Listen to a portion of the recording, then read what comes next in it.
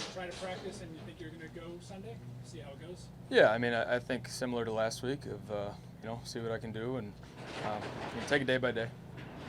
The report on Fox the other night where you told Jay that the swelling or it needs to heal before you can go back out there. Have you had some healing? Did the time off help you some? It definitely did. A noticeable difference in range of motion and strength. So, like I said, take it day by day and see where we're at. How much did the fact that the game was on Thursday last week impact that you didn't? Like, if it were on a Sunday, could you have played potentially? I mean, it was on a Thursday, so we could go into the what ifs, but it was just the fact that it was on a Thursday, so I wasn't able to go. Baker, last week you practiced Tuesday, right? Did the shoulder bother you a lot during practice, or was it more afterward? I mean, I think it was a little bit of both. I just, I said it last week of if I feel like I'm not able to be, at close to 100% and be able to help this team. If I'm in a situation where I'm going to hurt the team, I'm not going to go. So that's where we were at, and that's what we evaluated. On the Glazer report, Baker, is it just you want the truth out there and exactly what's going on? Yeah, I mean, it was, he's asking me, and it was definitely a little bit different hit in the Arizona game or a different fall. So it was just different. It wasn't the same at all. Is there different pain with the bone versus the labrum? Yeah. Baker, can you clarify? So the way he reported it was that you need the fracture to heal before you feel comfortable or play again. Does that mean the fracture could continue to heal in just a matter of days? I think. I mean, yeah, I'm not exactly a doctor. I don't know how long it takes for those things to heal, but it was mostly about the inflammation, and so I can get that range of motion and that strength back. So that's where we're at, and that's where we're continuing to evaluate. Are you worried about making the bone worse if you get back out there too quickly? No. Is playing Sunday a possibility? I know you said you're going to see how it goes, but Absolutely. And I think a lot of people heard fractured bone, and the reaction was maybe Baker should shut it down. Was that ever discussed? Has that been discussed at all? Shut it down as in for the season? Yeah. No. People talk on the outside. Sure. They don't know how I feel, nor do they decide whether I can go or not. And then another thing I wanted to ask you, last week you said you didn't know about surgery. Well, obviously we've learned more publicly about the shoulder. Has it ever been, have you reached a point where you expect surgery now at some point? Like even, if it's after the season, do you think that is going to happen? I mean, I think I'm still taking it day by day, to be honest with you, because you can do certain things to repair the stuff inside the rotator cuff and strengthen it up. If you examine a lot of people's shoulders, you'd see a lot of partial tears in those labrums. So you can do things to, help with that. But, we'll evaluate that when the time needs. So you don't think it's a foregone conclusion that surgery's happening? No. And I don't think anybody else has the knowledge to be able to do that either. Right, but the medical people you've talked to haven't said it has to happen. No, I mean, they're always, if we have to do this, then, we talked about who to possibly go through, but that's down the road. Did you say, did I hear you correctly to say that playing would not, or getting hit would not make it worse? Is that what you said? Or? No, he asked if I was worried about that, Oh, okay. and I said no. Oh, okay. The fact that you had the second injury against the Cardinals, what's your confidence level that if you come back this week or the week after, that you'll be able to finish the season? I mean, I'm completely confident in that. That's if you go out there, you're scared, you're timid. That's how you really get hurt, seriously. And so I can't do that. So like I said, trying to get the strength back and be able to go as close to 100% as possible. And if that's not the case, then we trust the guys we have out there. You guys saw that we came out with a win with kind of a manufactured team, and Case did a great job. Is there a time where you need to know this week whether or not you start, or how many reps you need to get, or could it come down to Friday afternoon and see there's not a certain number of reps that I specifically need. I mean, you saw last week that Case on a short week got very minimum reps as well and did absolutely great. So I think there's a lot of what ifs, but we're just going to take it day by day. Because you were playing with the labrum injury, before the Cardinals game, and you seem to be doing fine with it. Do you feel like you can get back to that point before the Cardinals game where, you've got the torn labrum, but you feel comfortable playing, dealing with the pain the way you were before? Does that make sense? Yeah, I would expect to come back stronger and be able to get back to the little fundamentals that I have to, and just deal with it. Yeah, I expect completely to come back. Since running is running with the ball and things aren't open is a big part of your game, how would that be affected by this injury? Just protect myself and slide when I need to.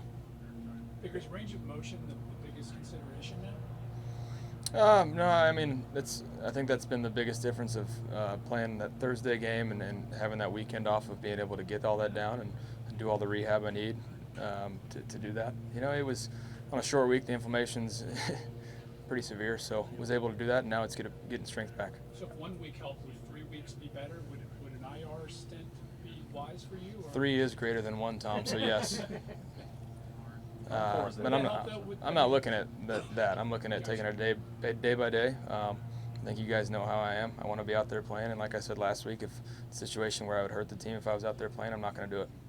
How important was the start streak? You know, obviously that was snapped. How important was that to you? Yeah, I mean, for me, it was pretty important. Just because looking at all the dysfunction that I had to overcome to be able to start the whole time and stay healthy and do all that. So that was very important to me, but that's an individual thing, and it's more about winning than anything. So we did just that last week and trying to do the same this week. Is it difficult to kind of balance, like you want to be out there, you want to play, versus you also have to think a little bit long term as you kind of assess what you're going to do week to week or day to day? I'd say yes, because that was the first game I missed in 8 years, and before that I had missed. So I missed 3 total games in my life. So yeah, that was a tough decision because that's just not something I'm about. I'm not about missing practice or playing time. So yeah, but it's a long-term picture, and that's what everybody's the devil's advocate of. But other than my mindset, so it's good to hear both sides and just evaluate it. Kind of off that big, there was a report that you had to be forced to not play last week. Any insight you can give us just on what are those conversations like between the medical people, you, coaches, on your playing status? Yeah, I think they were definitely advising not to play, and I think I was a little bit, I for sure wanted to. I thought I was going to be able to, but it got to the point after practice on Thursday or Tuesday last week that just wasn't able to do the things I needed to, and made that decision. How tough was this game on the sideline? It's not tough when you're winning. It's pretty fun to watch these guys play and play for each other. I mean, I think, the way those guys fought, it was a good team win.